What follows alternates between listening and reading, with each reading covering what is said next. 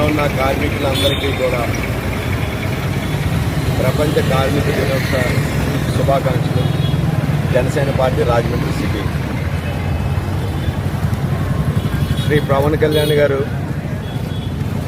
కార్మికుల పక్షపాతి. ఆ ఉద్దేశంతో మేము ప్రతిసారి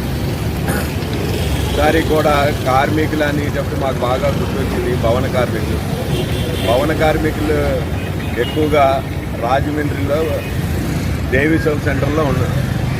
అత్యధిక మంది ఉంటారు. కాబట్టి ఈరోజు జనసేన పార్టీ రాజమండ్రి సిటీ తరఫున అందరికీ కూడా అల్పాహార టిఫిన్ ఏర్పాటు చేయడం జరిగింది.